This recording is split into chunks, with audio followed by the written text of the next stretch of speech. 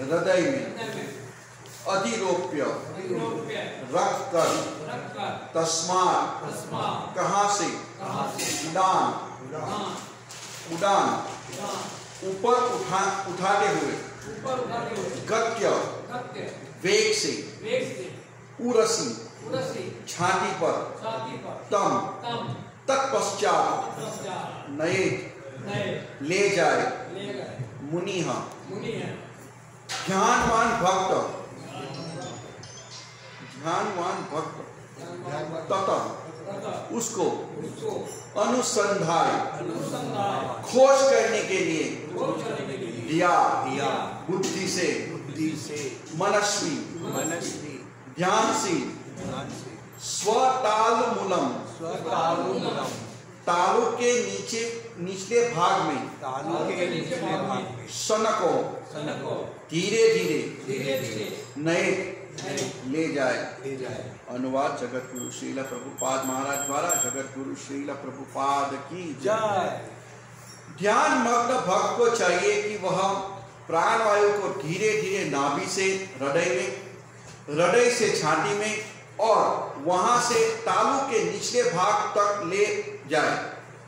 उसे बुद्धि से समुचित स्थानों को ढूंढ निकालना चाहिए। तात्पर्य में श्रील प्रभुपाद महाराज लिखते हैं,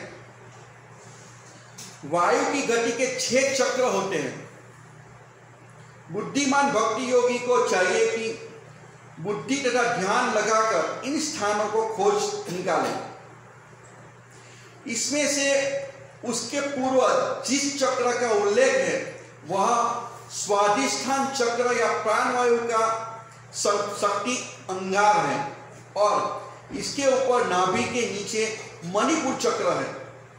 जब हृदय में ऊपरी स्थान की खोज की जाती है तो अनाहत चक्र मिलता है और इसके ऊपर इससे भी ऊपर जब प्राणवायु को तालु मूल पर स्थित किया जाता है वह विशुद्ध चक्र मिलता है। ओम ज्ञानतिमिरान्धस्य ज्ञानाञ्जन्य शलाकया चक्षुर्मीलितं तस्मै श्री गुरुवे नमः। श्री चैतन्य मनोभीष्टं स्थापितं येन भूतले स्वयं रूपं कदा मया ददाति स्वपदान्तिकं। वन्देऽहं श्री गुरु श्रीयुतपदकमलं श्री गुरून् वैष्णवांश्च श्रीरूपं साग्रजातं सहगणरघुनाथान्वितं तं सजीवं साद्वैतं सावधूतं परिजनसहितं कृष्ण चैतन्य देवं श्री राधा कृष्ण पादानं सहगण ललिता शिवशाखान्।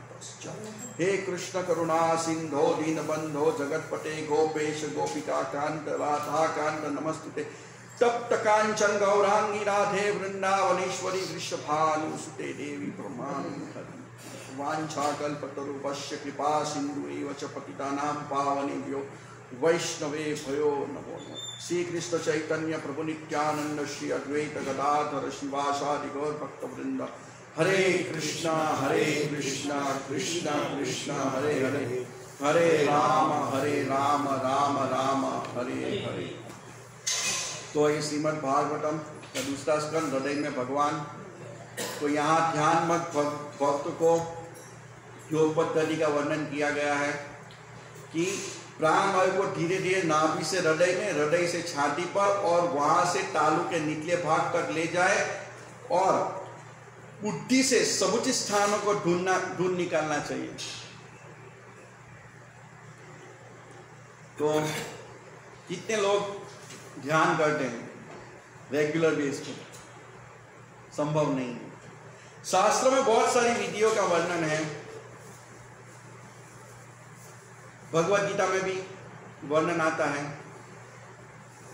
जैसे एक साधन है तपश्चर्या, एक साधन है ध्यान, जिस पे इसका वर्णन हुआ है आज। फिर दूसरा एक साधन है यज्ञ करना, फिर अर्च विग्रह की सेवा करना। तो विशेष रूप से कलयुग में ये सब संभव नहीं है। शास्त्र में सब वर्णन है। कोई विरल योग हो सकता है, कर सकता है, लेकिन हर एक के लिए ये सब पॉसिबल नहीं है। कोई एक आध व्यक्ति कर सकता है। जैसे भगवान ने भगवद गीता में अर्जुन को बताया कि करो योग, अर्जुन कहता है कि चंचल ही मन, बहुत चंचल है मन, एक आधा घंटा नहीं रह सकता, एक सेकंड नहीं रह सकता, चंचल ही मन, प्रमादी बलवत दृढ़। ये बहुत मुश्किल है कलयुग में। 5000 साल पहले अर्जुन इतना शक्तिशाली था, फिर भी वो मना कर रहा है, तो इस कलयुग में कैसे कर सकते हैं? बहुत से लोग योगा क्लास करते हैं, थोड़ा सा शारीरिक कसरत हो सकता है, लेकिन भगवत प्राप्ति तो बहुत मुश्किल है, विशेष रूप से कलयुग में। ज्ञान से कोई विरल हो सकता है तो कर सकता, बाकी कलयुग में तो बहुत मुश्किल है। सतयुग में हो सकता था। तो क्या कहते हैं अर्जुन की चंचल, बहुत चंचल है मन हमारा, बहुत चंचल, एक जगह पे टिकता ही नहीं है। जैसे बच्चा होता है एक जगह बैठता नहीं है, वैसे हमारा मन चंचल है, भागता ही रहता है, भागता ही रहता है, भागता रहता है, एक जगह पे स्थिर नहीं रहेगा, चंचल है। जैसे ही हम माला हाथ में लेंगे मन भाग जाए, थोड़ी टाइम में जब में ध्यान नहीं लगता है, लेकिन अभ्यास करते धीरे धीरे प्रयास करता है, अभ्यास करता है, तो एक मन बहुत चंचल है, एक जगह पे स्थिर नहीं रहता, वो भागता रहता है। फिर प्रमाथी, प्रमाथी का मतलब तेजी से घूमता है। जैसे मिक्सी चलती है ना, वैसे हमारा मन भागता है। हम माला करने बैठते हैं तो हमें कई साल पहले जो कार्य किया वो याद आ जाएगा, एक सेकंड में अमेरिका चला जाएगा मन पूरा। सब जैसे ही ध्यान करने बैठेंगे, जप करने बैठेंगे, सब याद आने लगेगा, पूरा ही सब बातें याद आने लगेगी। ये भक्त ने मुझे ये किया था, इसने ये किया था, पूरा प्रमाथी इतना भागता है। बलवान, बहुत बलवान है, हमें एक शरीर से दूसरे शरीर में ले जाएगा, वो वहीं भी सुखी नहीं रहने देगा, इतना बलवान है। हालांकि बुद्धि से मन को वश करना होता है, लेकिन मन इतना है कि बुद्धि को वश कर लेता है, ये बहुत कठिन है। दृढ़, इतना दृढ़ है, कोई जो ठान लेता है तो करके ही रहता है। जैसे हम लोग की कुछ चीज खो जाती है तो माला में वही याद आएगा, बार बार मन वही याद दिलाएगा, हालांकि इसकी कोई जरूरत नहीं है, फिर भी वही याद आएगा हमें। दृढ़, इतना दृढ़ है, जब तक मिलेगी नहीं उसको ही चिंतन करते रहेगा, बार बार वही आएगा। तो ये सब मन को कंट्रोल करना इस कलयुग में बहुत मुश्किल है, विशेष रूप से इस विधि से जो इसमें बताई गई है। वायु के 6 चक्रों को ढूंढना, अपने हृदय में से स्थान को ढूंढना, ये बहुत मुश्किल है। तो जो ध्यान करते हैं, इस श्लोक में जो ध्यान की विधि का वर्णन हुआ है, ध्यान कलयुग में संभव नहीं है। फिर एक विधि है बताई गई शास्त्रों में, यज्ञ करना। तो ये सब बड़े बड़े यज्ञ करना, पहले तो यज्ञ करने के लिए शुद्ध ब्राह्मण चाहिए जो मंत्र का शुद्ध उच्चारण कर सके, लेकिन कलयुग में बहुत मुश्किल है। हम अभ्यास करते हरे कृष्ण महामंत्र का, लेकिन हो उस पर भी हम कभी कभी हरे खा जाते, कभी राम खा जाते। तो यज्ञ में शुद्ध घी चाहिए, ब्राह्मण शुद्ध चाहिए, बहुत सारा ये चाहिए। अभी यज्ञ करने बैठेंगे तो छोटा सा घी लाएंगे हम, शुद्ध घी कहाँ मिलेगा? 1200-1500 रुपए किलो घी कैसे डालेंगे? छोटा सा चमची से डाल देंगे, तो ये शक्य नहीं है। तन बंदी घी चाहिए था, जो सब त्रेता युग में बड़े बड़े यज्ञ होते थे। भगवान रामचंद्र ने इतने सारे यज्ञ किए, अग्निहोत्र यज्ञ, ये सब। तो ये सब अभी की विधि नहीं है, अभी नहीं हो सकता, ये सब संभव नहीं है,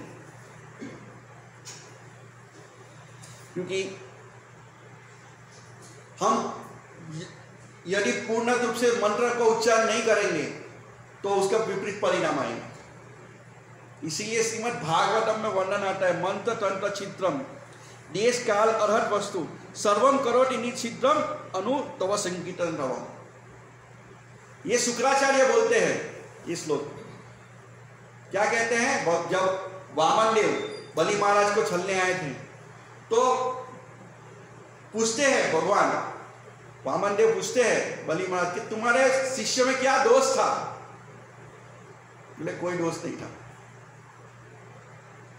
तब ये शुक्राचार्य बोलते हैं कर्मकांड के प्रखर ये क्या कहते हैं? मंत्र तंत्र छिद्रम, मतलब मंत्र की त्रुटि हो सकती है, मंत्र उच्चारण में त्रुटि हो सकते हैं। देश काल अर्हत वस्तु, मतलब समय के अनुसार कुछ चीजें हमें नहीं मिलेगी। यज्ञ में कुछ चीजें चाहिए और समय के अनुसार नहीं मिलेगी।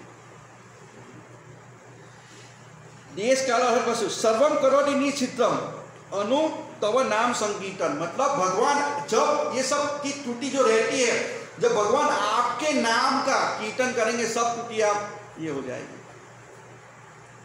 तो भगवान का कलयुग में भगवान का नाम कितना शक्तिशाली है, हर युग में है, लेकिन दूसरे युग में इतनी इंपॉर्टेंस लोग नहीं देते थे। हर युग में भगवान का नाम पवित्र है, शक्तिशाली है। तो यज्ञ भी हम नहीं कर सकते क्योंकि शुद्ध ब्राह्मण नहीं है, शुद्ध घी नहीं है। हाँ,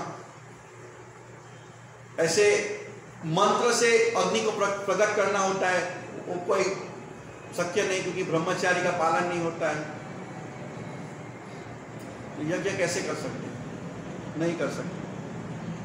अर्च विग्रह की सेवा, शास्त्र में वर्णन है कि अर्च विग्रह की सेवा करनी चाहिए, लेकिन आजकल हम सब देखते हैं कि हमारे सबों के घर में पाइप से पानी आता है, तो वो पानी शुद्ध नहीं होता है। सबके घरों में अटैच टॉयलेट बाथरूम है, तो उस घर में अर्च विग्रह की सेवा नहीं हो सकती। सबके घर में बड़े बड़े टीवी लगे हुए हैं, तो अर्च विग्रह की सेवा नहीं हो सकती। ये सब नियम है, लेकिन कलयुग में सब नहीं हो पा रहा है। नहीं तो हम शुद्ध जल से भगवान का अभिषेक कर पा रहे हैं, नहीं शुद्धता से हम टाइम टू टाइम भोग अर्पण करना, टाइम टू टाइम आरती करना, समय समय पे भगवान को भोग लगाना, और उचित भोग मतलब जो ऋतु के अनुसार सब फल अर्पण करना, ये सब शास्त्रों में वर्णन है, लेकिन इस कलयुग में ये सब संभव नहीं हो पा रहा है। तपश्चर्या, सुबह मंगला आरती करने के लिए तपश्चर्या है, वो नहीं हमसे हो रही है, तो दूसरी तपस्या कैसे करेंगे? जब एकादशी आती है तो तपस्या नहीं होती है। तो ये सब कलयुग के बद्ध जीव, मंद सुमंद मतमयो, हम सब मंद बुद्धि, हमारा भाग्य मंद है। लेकिन कलयुग में सबसे बड़ा फायदा है भगवान के नाम। भगवान चैतन्य महाप्रभु ने कहा है, नाम नाम कारी बहुधा निज सर्वशक्ति तत्वादा नियमित स्मरणे न काला। भगवान ने अपनी सारी शक्ति अपने नाम के अंदर भर दी है, और इसके लिए कोई कठोर नियम भी नहीं रखा है। कहीं पे भी कैसे भी हालत में हम ले सकते हैं, स्मरणीय नकाला, कोई ये नहीं है। आप शुद्ध है अशुद्ध है कहीं पे भी ले सकते हैं, आप नहाए हैं नहीं नहाए हैं कोई फर्क नहीं पड़ता।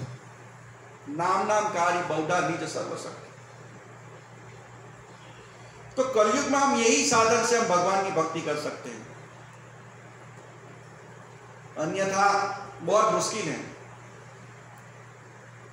इसीलिए ये सब योगों का क्या वर्णन है, अष्टांग योगों का जो वर्णन है, ये कोई एकाध भक्त के लिए संभव हो सकता है, लेकिन विशेष रूप से कलयुग में शक्य नहीं है।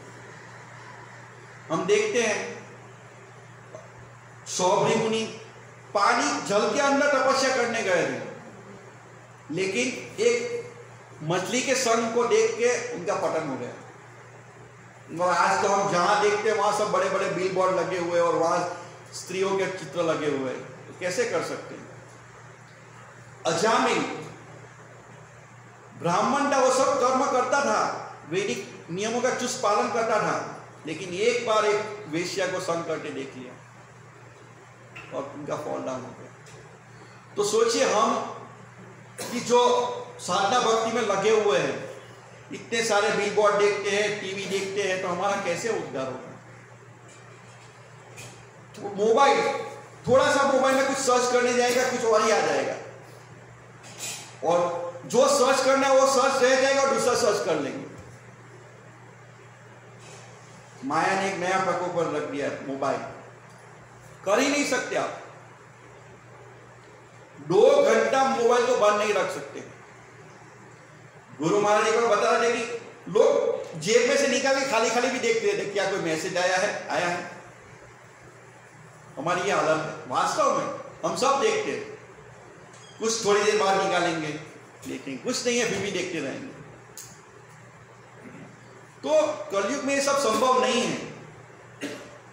कलयुग में विशेष श्रीमद् भागवत में विशेष कृपा दी गई है। हरे नाम हरे नाम हरे नाम एव केवलम कलो नास्ते नास्ते नास्ते गतिरन्यथा। कलयुग में एकमात्र हरि का नाम हरि का नाम हरि का नाम भारपूर्वक बताया गया है। हरे नाम हरे नाम एव केवलम कलो नास्ते नास्ते नास्ते गतिरन्यथा। और कोई उपाय ही नहीं है। बहुत सारे योग क्लासेस चल रहे हैं, लेकिन सिर्फ अंग कसरत है, और वहां पे भी सब दूसरा कार्य चलता रहता है। मैं जिस सोसाइटी में रहता हूं वहां 4 घरों में योगा क्लासेस चलते हैं, और वो लोग भी कहते हैं कि हम भी भक्ति करते हैं, उच्चारण करते, ओम नमो भगवते वासुदेवाय, ऐसे उच्चारण करते जोर जोर से, लेकिन वो भक्ति नहीं है, वो कुछ अंग कसरत हो सकती है। हमारे प्रधानमंत्री योग दिवस चालू करते हैं नया, ये कुछ शारीरिक कसरत हो सकती है, लेकिन भगवत प्राप्ति के लिए विशेष रूप से कलयुग में केवल हरे कृष्ण महामंत्र, भक्ति की सारी विधियों में नाम संकीर्तन सर्वश्रेष्ठ है। तार मध्य सर्वश्रेष्ठ नाम संकीर्तन। चैतन्य महाप्रभु कहते हैं कि 64 प्रकार की भक्ति में सर्वश्रेष्ठ नाम संकीर्तन है। नामों के उच्चारण के समान कोई भक्ति नहीं है। कलि युगे युग धर्म नामेरा प्रचार तथा लागी पीतवर्ण चैतन्य अवतार। कलयुग का युग धर्म है भगवान के पवित्र नाम का प्रचार करना। इसी उद्देश्य से भगवान पीतवर्ण धारण करके चैतन्य महाप्रभु के रूप में आए।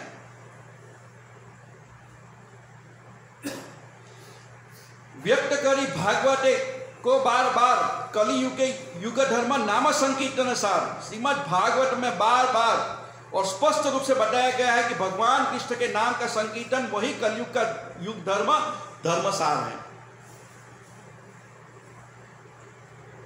कलयुग में और कुछ कर ही नहीं सकते हम लोग, क्योंकि हमने देखा मंत्र तंत्र छिद्रम, हमें मंत्र में टूटी रहेगी। देश काल अर्हत वस्तु, देश काल के अनुसार हमें कुछ चीजें नहीं मिलेंगी। सर्व करोति निछिद्रम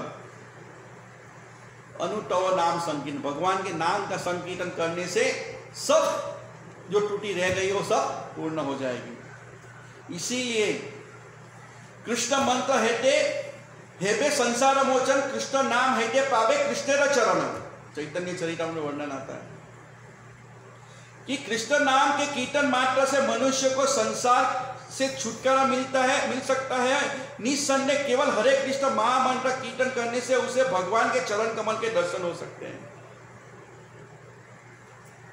तो हम शुद्धता पूर्वक नाम संकीर्तन करेंगे तो भगवान के दर्शन अवश्य होंगे। चैतन्य चरितामृत में हरिदास ठाकुर और का वर्णन आता है। हरिदास ठाकुर रघुनाथ दास गोस्वामी के घर पे जाते हैं, तब तो ये नाम की महिमा का चर्चा होता है। तो कहते हैं हरिदास ठाकुर कि नाम का ये अर्थ नहीं है, नाम मुक्ति तो नामाभास से ही मिल जाती है। किसी को मुक्ति चाहिए वो तो खाली नामाभास से ही मिल जाती है। तो उदाहरण देते हैं, जैसे सूर्य उदय होता है, सुबह सुबह जब उजाला होता है, वैसे ही चोर लुटेरे सब भाग जाते हैं।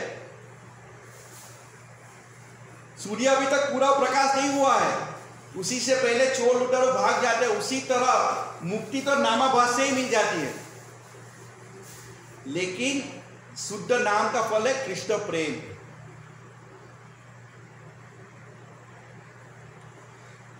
नाम विभु कली काले नार आर धर्म सर्व मंत्र सार यही शास्त्र मर्म। इस कलयुग में भगवान के नाम की संकीर्तन से बढ़कर कोई अन्य धर्म नहीं है, क्योंकि यही समस्त वैदिक शास्त्रों का सार है, यही सारे शास्त्रों का कर्तव्य है,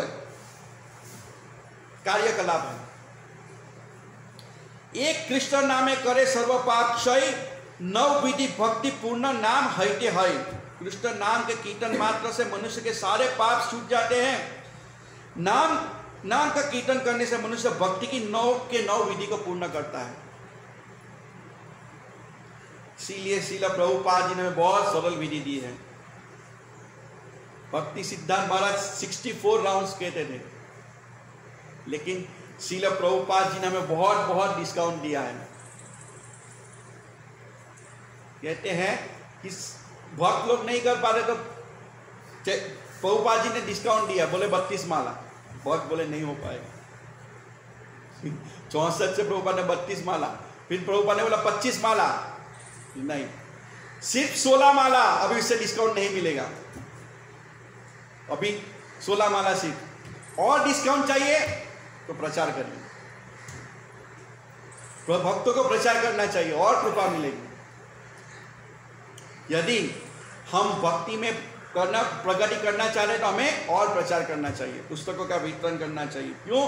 क्योंकि भगवान भी भगवत गीता में कहते हैं कि जो व्यक्ति भक्तों को यह परम रहस्य बताता है वो शुद्ध भक्ति को प्राप्त करेगा, अंत में मेरे पास वापिस आएगा। इस संसार में, इस जगत में और कोई सेवक ना तो मुझे अधिक प्रिय है और ना कभी होगा। तो भक्तों को प्रचार करना चाहिए। जा रे देख तारे कहा कृष्ण उपदेश, जिसको भी मिलते हैं उसको बताइए कृष्ण का उपदेश। और उसमें भी हमारा 3 मिनट का प्रचार क्या करेगा, इसकी अच्छा है, इसको कुछ तो कुछ बुक्स दीजिए, कोई ना कोई कैसे ना कैसे पढ़ेगा और भक्त बन जाएगा। भक्तों को ये योग करने की कोई आवश्यकता नहीं और ना उसको कोई रुचि है।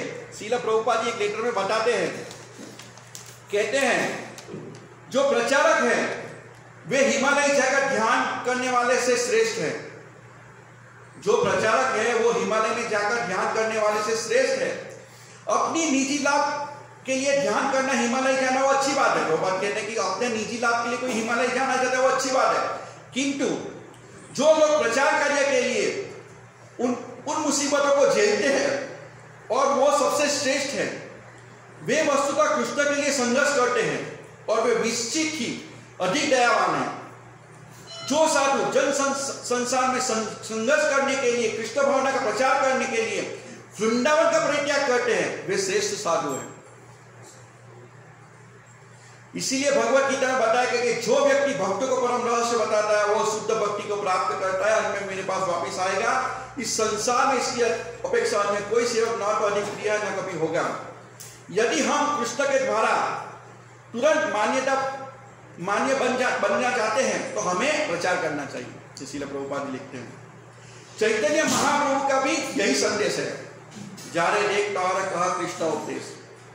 यह आवश्यकता नहीं कि कोई भारत में ही रहे, प्रत्येक कृष्ण भावना का प्रचार करने के लिए उसे सारे जगत की यात्रा करनी चाहिए।